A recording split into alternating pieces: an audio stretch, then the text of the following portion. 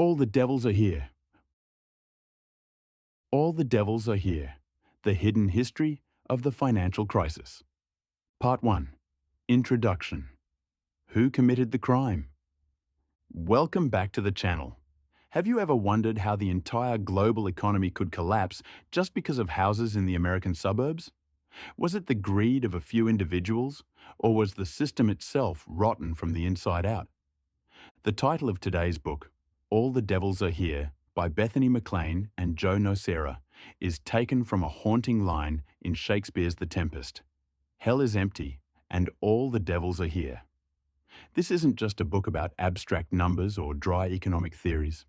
It is a story about people, the devils in expensive suits, ranging from the high-rise investment banks of Wall Street to the regulatory offices of Washington, D.C.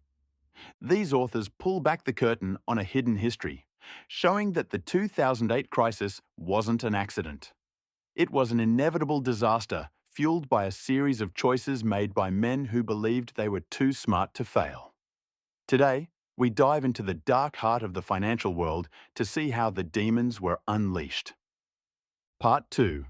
The cast of characters, the architects of disaster. Every great tragedy has a cast of characters, and the 2008 crisis had a massive lineup of players who led the world to the brink. Pirmais, Angelo Mozilo, Countrywide Financial. Mozilo was the face of the American dream. With his signature orange tan and white teeth, he wanted to bring home ownership to every American. But that dream turned into a nightmare when he pushed Countrywide into the world of subprime loans, risky mortgages for people who couldn't afford them. He became a billionaire while his company became a factory for bad debt. 2. Roland Arnold, Ameriquest. If Mozilo was the face, Arnold was the pioneer. At Ameriquest, he turned the art of deceiving customers into an industrialized process. He found ways to manipulate loan documents and pressure borrowers, proving that if you could hide the risk, you could sell anything to Wall Street. 3. Joe Cassano, AIG Financial Products.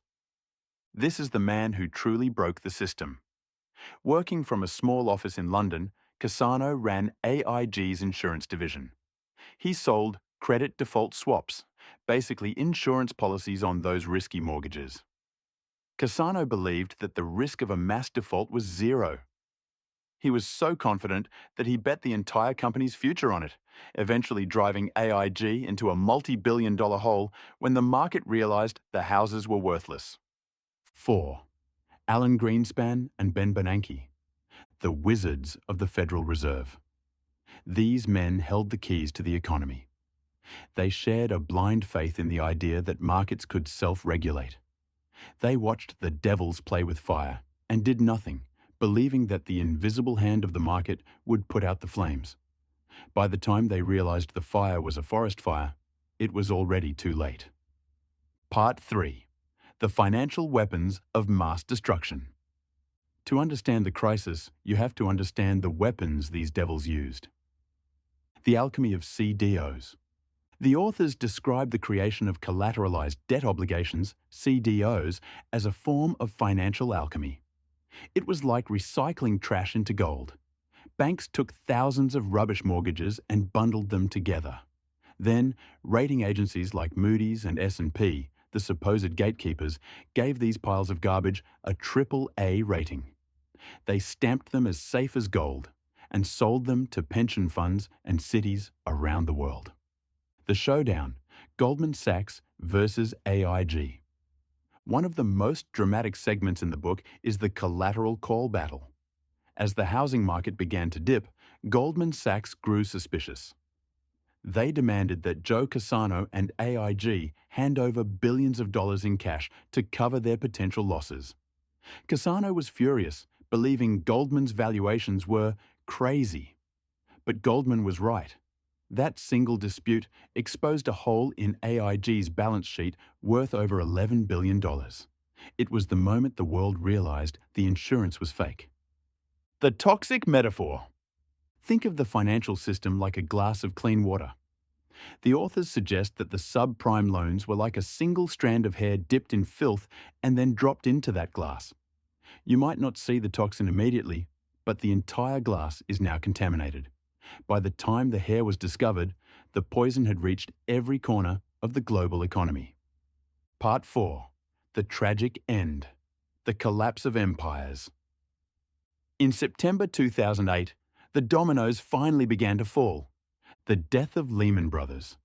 The fall of Lehman Brothers was the moment the devils lost control. The authors detail the desperate, sleepless nights of Treasury Secretary Hank Paulson as he tried to save the system. But the trust was gone. No bank would lend to another bank. The gears of global commerce simply ground to a halt.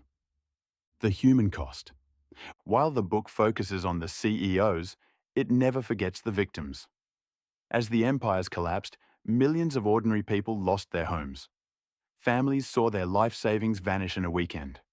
Hard-working employees saw their retirement funds evaporate. The Great Injustice.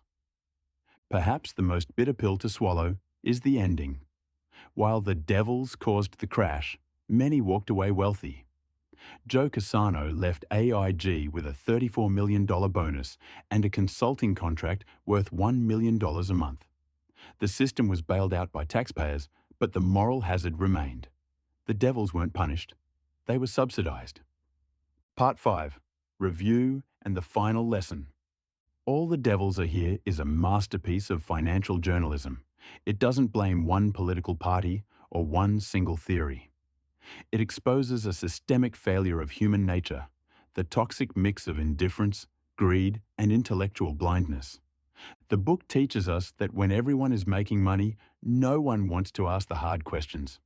It reminds us that hell is empty, not because the demons left, but because we invited them into our boardrooms and our banks. Thank you for joining me for this deep dive into the hidden history of the 2008 crisis. If you want to understand why our economy looks the way it does today, this is a must-read. Don't forget to like, subscribe, and hit the notification bell for more breakdowns of the books that explain our world. Who do you think was the biggest devil in this story? Was it the banks, the regulators, or the rating agencies? Let's discuss in the comments below. Until next time, keep your eyes on the numbers and your heart on the truth. Goodbye.